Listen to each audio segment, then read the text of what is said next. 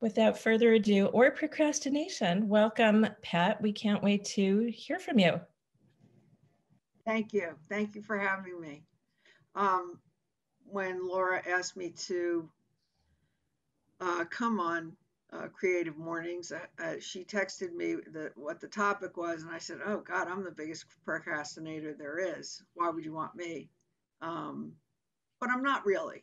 I've thought a lot about it this week, and there are a lot of things I just move on. In fact, sometimes I move so fast that then I have to backtrack, like throwing out stuff and thinking, why did I throw that out?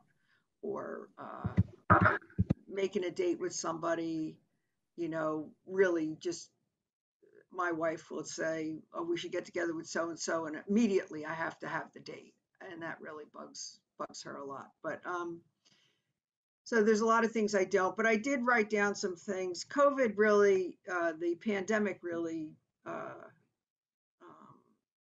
I think, contributed to a lot of our procrastination. The things I procrastinate about are my taxes, paperwork, schoolwork, continuing ed. I always wait to the last possible moment. Employee reviews, hard conversations, losing weight, um, cleaning out the basement, renewing my license. I mean, just things like that were discussed this morning. Um, I've said so many times, if we couldn't clean out the basement during COVID, when can we clean out the basement? I mean, because we had all this time at home. Um, but I don't like to, talk just about the negative. So, what are my solutions? Um, Lists are very helpful for me. It gets it out of my head. Um, More important than that, I'm going to go from like my lowest to my highest, that helps me, is that talking about it. Um, as Laura knows, she's one of my go-to people, and on our walks, I could have the same conversation every morning when I go for my walk with a different friend. I get so sick of talking about it that I actually do take steps then. So I think just getting it out of my head and then talking about it, is really helpful. And then I really believe just taking a step, um, taking one step towards that. I recently met with my accountant, and of course, I always wait till the last minute, but I just started to enter some things in Quicken, and all of a sudden I had entered everything. But like for weeks, I had been, it was in my head, in my head, in my head. So um, I am a funeral director at West Laurel Hill. And as you can imagine, they always say the two things which are certain, right? You have to pay taxes and you're going to die. Um, and people really do procrastinate about planning their funeral or whatever they want to do with their body once it's, no longer alive. Um, so after Laura and I talked about what a procrastinator I am, I thought this is a really good topic for people to learn about or to know why it's important to plan your funeral. This is not a sales pitch. I just want to say that right now. It's more of an educational thing, and I've done this many times with people and um, with different groups. So, uh, and I have to say, as a result of the pandemic, we've had a lot of people who wanted to plan their funeral because, like, we all faced our own mortality, right? I mean, I got COVID. My wife got COVID. My son got COVID. And for those first couple of days, maybe several days, I was like, wow. Um, and here I am at home because I was quarantined, but still working because I felt okay. Every death call I took, uh, of somebody who died, who lost a spouse, young people, people, I should say young people my age, I'm 63. Um, it was just happening. And so anyway, we've had a lot of people come in and want to pre-need their funeral. what is the best time to pre-need your funeral? Anytime before you die. And why? Because there are clear advantages to planning ahead of time.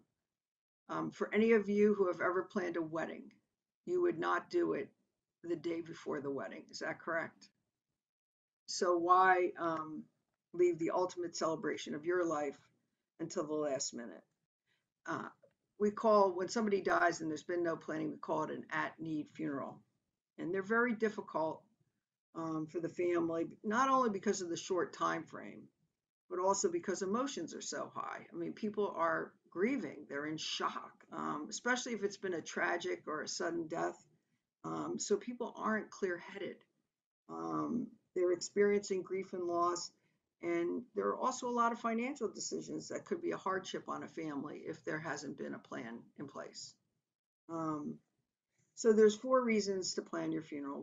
The number one reason is to ease the burden on your family. If your wishes are unknown, when you die, your family will have very difficult decisions to make. Did dad or mom or your spouse want to be cremated? How many of you have had that conversation with your spouse? Cremation or burial? Did they want a viewing? I have a file this thick on my mother, okay? Because we've had so many conversations about it, and every time she goes to a funeral, I get the latest, oh, I love this. These people had like pre-printed thank you notes. We should have that. I mean, she even knows where we should have her luncheon, which is great.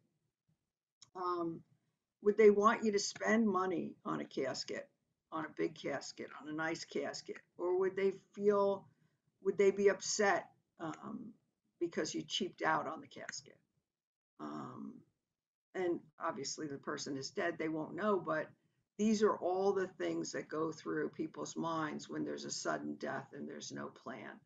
And it's excruciating. And what they should be really concentrating on is, being with their loved ones, their family, their support people, their friends, and receiving all that love and support. And instead, they're having to make small, little, insignificant decisions.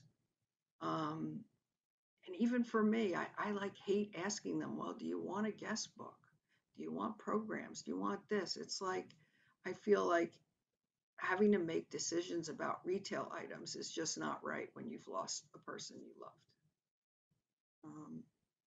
The second reason is funerals are for the living.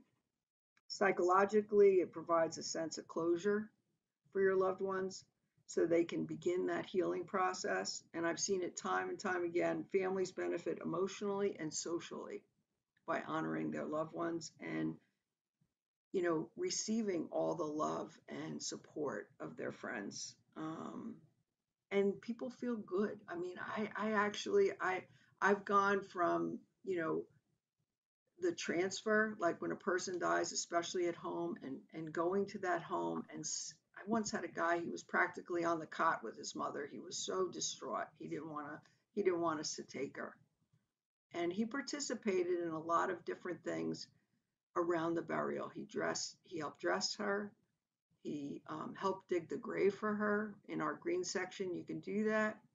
He helped carry her to the grave, and he helped actually bury her with, shovel and dirt. And I don't say this, that guy practically skipped away.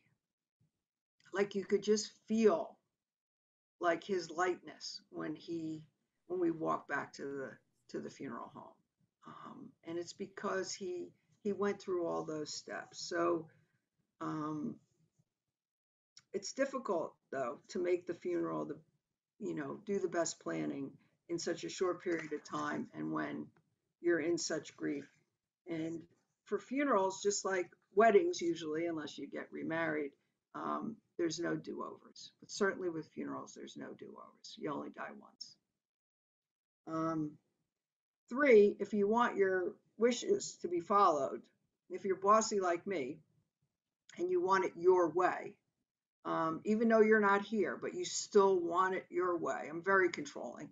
You may have specific preferences that you want observed. And I certainly do. I mean, I I know who I want to dress me, and I know who I want to prepare my body, and I know um, who I want to speak at my funeral. I want to know, I already know who should like take over all my accounting and taxes and all that kind of stuff. Um, who should take care of my wife? Who's the best person to really, really help her and my children through the process. And I have it all written down. Um, it's so good if you have everything written down because it just relieves that burden from them, and it's kind of cool that you can plan it.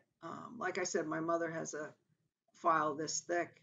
Everybody in funeral services, when you see them after a funeral, I want that. I want that. And I always say, write it down. Last, you want to be self-reliant and have your affairs in order. I mean, we all want that, right? Taking care of your arrangements is one of the kindest and loving things you can do for your family, but it also has financial um, advantages. I don't know if you know this, but you can prepay for your funeral, so you can lock in prices, today's prices. Again, I'm 63. Um, hopefully I'll live, past 80. Um, I can tell you that funeral prices, prices for funerals, caskets, all that kind of stuff, it goes up. I've seen people who have pre-planned. I think the oldest I've ever seen is somebody who planned about 30 years ago, and I am just shocked at the prices that they paid. And their family doesn't have to pay anything more. Um, Maybe for death certificates, because things that I pay to other people, like to the state and things like that, if that goes up, the family has to pay for it. But things like your chapel service, your programs, your casket, all those kind of things can be locked in and just done. Um, so the bottom line for me is the most important message I can convey today is figure out what you want and then have a conversation with someone who's close to you. At least have the conversation. Even if you don't write it down, let somebody who's close to you, your spouse, your boyfriend, your girlfriend, your children, and you may even inspire them to tell you what they want by having that conversation. That's all I got. Thank you. Thank you so much, Pat. So many reasons to not procrastinate, planning for the inevitable. Right. So I know you said that you do have a service at 10. Do you have 10 or 15 minutes for some questions now? Sure, sure. All right. So people can either type a question into the chat. You can raise your hand and I will call on you. But lots to think about. Lots to think about. Okay. Joyce has a question. Go ahead and unmute. I did. Where is the best place to leave those instructions? That's a great question, Joyce. The best place to leave the instructions is with your funeral director. Hi, Patty. I know, because seriously, there are files here.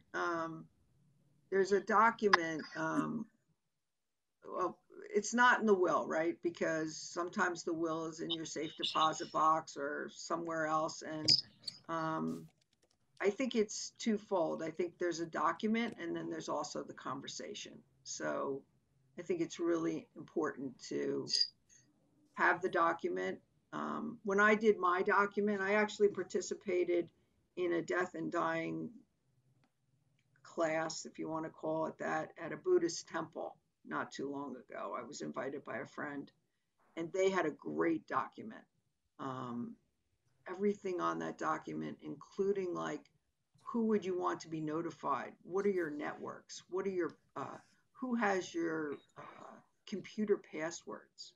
I mean, I have a whole Excel sheet on all of our passwords and even Sharon's passwords, Daniel's passwords. I have everything. Who's, social security numbers. but who knows where that is? So I completed the document, and then I sent it to 4 people: my rabbi, 2 of my best friends, and my wife.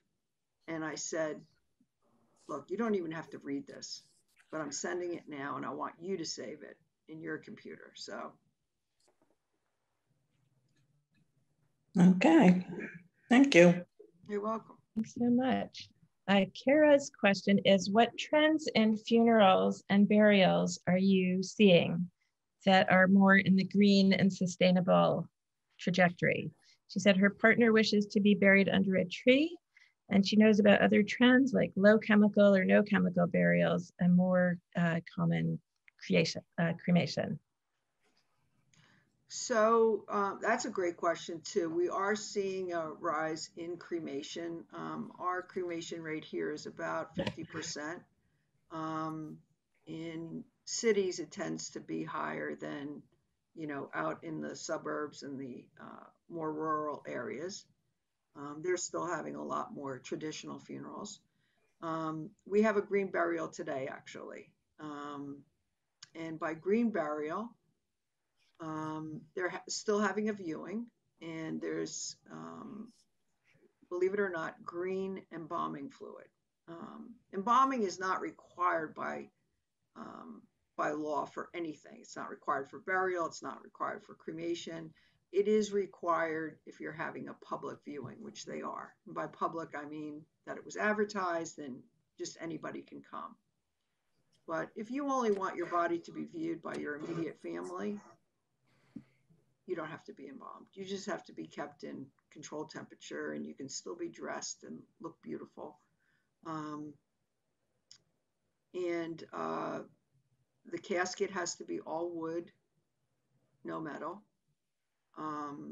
Or it could be a shroud, just like a shrouded bag that I always feel like it's like a fajita kind of thing.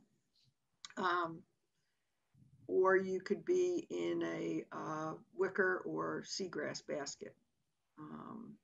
They're burying their father today, and he's in an all wood casket. When they buried their mom, she was in a wool casket, believe it or not. So there's green embalming. There's biodegradable containers for the body. There's also the clothing that you have to be in. There can be no buttons or zippers, anything like that.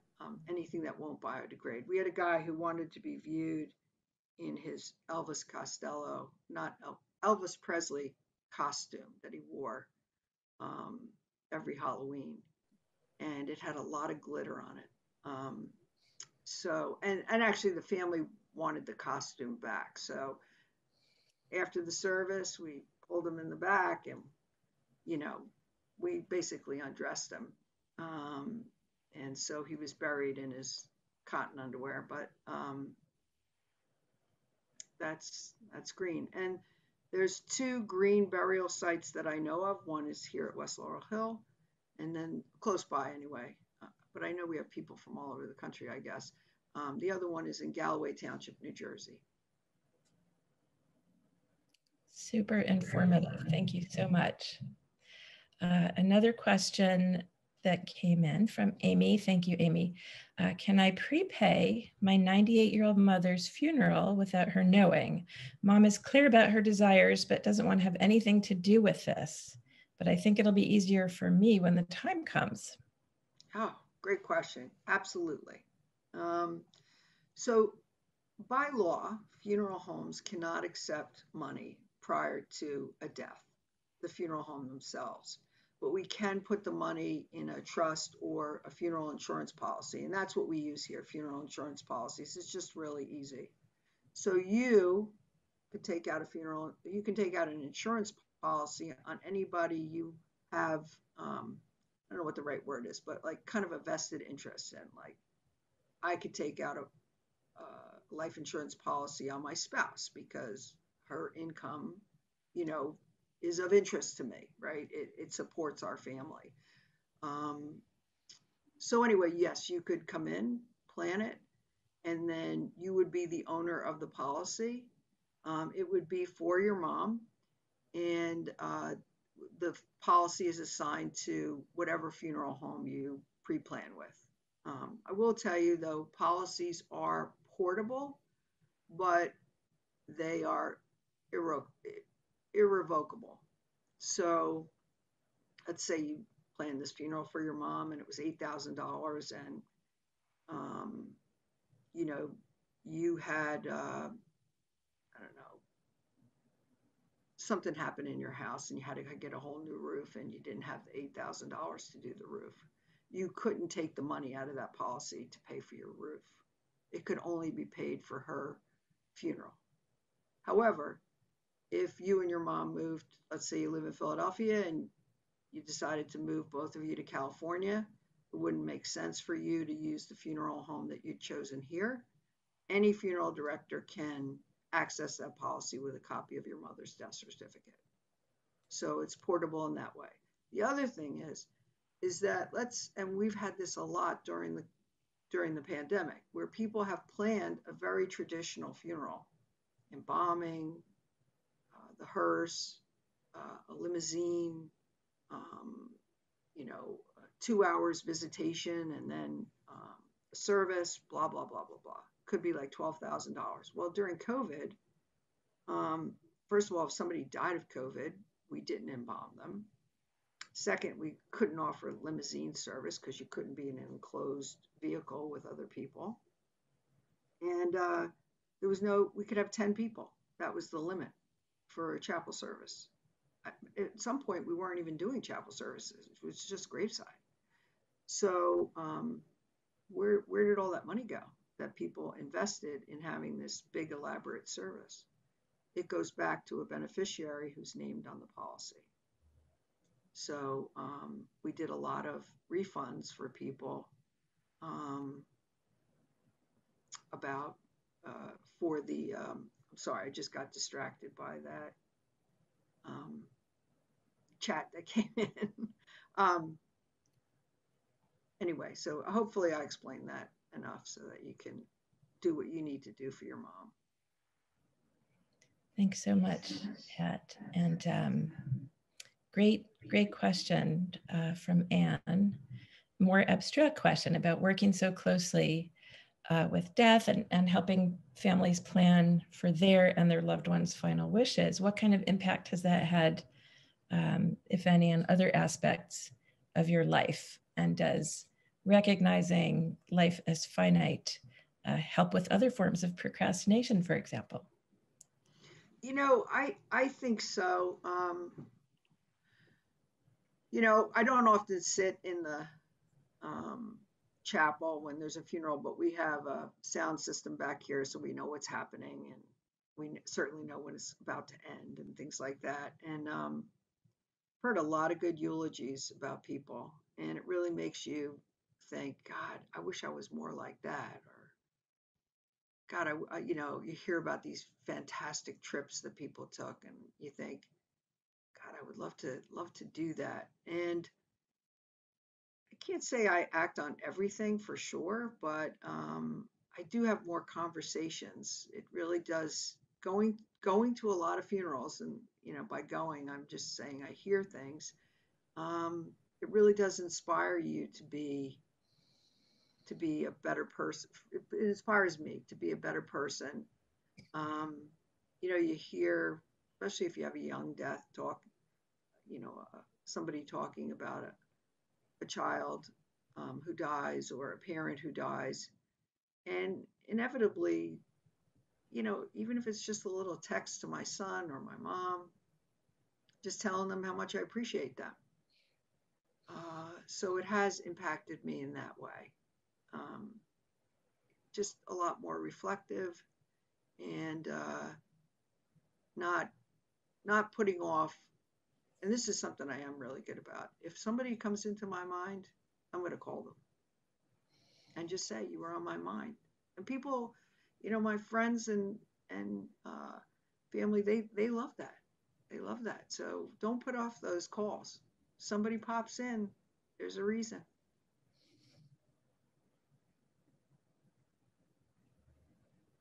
Great. think we've got time for another question or two. I have to say, I love these questions so far. A lot to think about. And on the other hand, it's just not that complicated. Mm-hmm. It's emotionally complicated, but taking the steps, themselves are not complicated. One thing we didn't really, or I didn't talk about in the introduction was how you came to this work. So I don't see any other questions, but if you have another couple minutes to talk about that, that's always interesting. Okay. So I've had several careers in my life, and my most recent career before this was I was a real estate appraiser for about 30 years. I appraised all sorts of buildings and homes and had my own business. Worked at a bank for a little while. I really did love it. Believe it or not, funeral service is a lot like that, in that there's a lot of little steps that go into a final product, right? So, as an appraiser, I took pictures, I inspected a building, I spoke to people who sold properties that are similar to that, and then I wrote it in a report and then finalized the report and sent it to the client. None of it's rocket science, right? Funeral direction is kind of the same thing. You get a call, you remove a body, you embalm them, you do the laundry, you make sure the hearse looks good, take it to the car wash, you design a program, you order flowers, and you get a clergy person, whatever. It's a lot of little steps for one final thing, right? Could be an hour, could be 2 hours, could be 3 hours. And I love that. So I was inspired.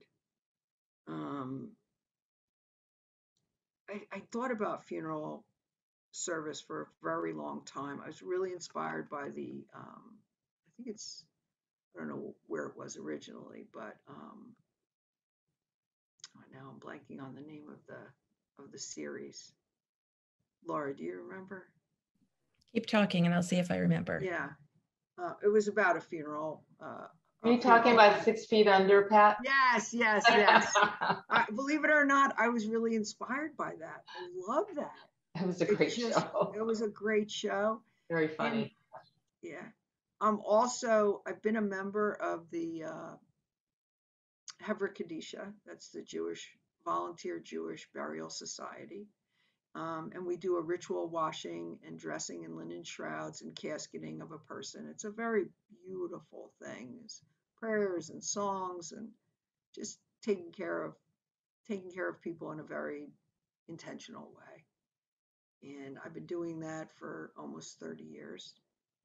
And my dad died at 59, and I remember just thinking, God, I touched him, and I was really sorry I did. Because it was hard and cold and all this other stuff. And I just didn't have a good experience at the viewing. And I was very emotional when we buried him. Like, I had held on to all of this emotion through the whole planning process and then just completely lost it at the grave. Like, I couldn't stop crying. So all of those experiences made me want to go into funeral direction. And again, I put it off, and then I just called and found out how to apply. And like I said, for me, taking one step leads to the next step, leads to the next step. And I had to go back to college to take some prerequisites even to get in. So I enrolled in community college. And I remember when I went to Philadelphia Community College and registered for my first class, and I skipped down the hall. I was like, wow, I'm going to do this. And so I started back to school at 50, and I'm a funeral director now, I think 7 years. And, there was so many obstacles that I could have stopped. One is my kids were teenagers. It's really hard to go to school and have a couple of, younger kids and to maintain the family, and I couldn't give up my day job, right? Because we still had to have money coming in. But just in time, believe it or not, we can do a lot as older adults just in time. And so all those papers I wrote and everything, they were just in time. And also I thought, who's going to want to hire this old lady? You know, I can't lift a body. I can't do this. I can't do that. All this physical stuff. And sure enough, I just put one foot in front of the other, and I got a great, great opportunity to be a student here at West Laurel Hill. And I went from being a student to being an intern, to being a funeral director, to being the funeral director supervisor. And I'm very blessed. I mean, I'm really grateful for all those opportunities. But if I could do it at 50 and 60, anybody can. And actually, two people I know have taken this on as second or third or fourth careers, and they have all done it too. I love that, Pat. I'm tearing up a little bit. I just love to hear that. I want to thank you for your time. I want to thank everybody for coming. I know Pat has to go because she's got a service, but if other people want to hang out and chat for a little bit, we usually keep the room open till 9:45 or 10. And somebody did say, what do we do to make you our funeral director and start planning? So if you want to put your email address in the chat, or if I will. there's a better way. Yeah, and seriously, if you have any questions, I obviously love to talk about this, you know. I mean, I've met so many people just over coffee, you know, just to have this conversation, because I think it's so important. I mean, I have a real passion for it. One of the things about West Laurel Hills Funeral Home is that none of us have come to this through family. Like nobody inherited this business. So myself and the other funeral directors that are here, we've all chosen this. And I will tell you, we didn't choose it for the money, because we put in a lot of hours, and you know, it's not our business. So I thought it would be a lot more, you know. Anyway, I love to have these conversations. So I'm going to put my email and my phone number in, and anybody, it would just be a pleasure to speak with you. And thanks for having me. Thanks for having me.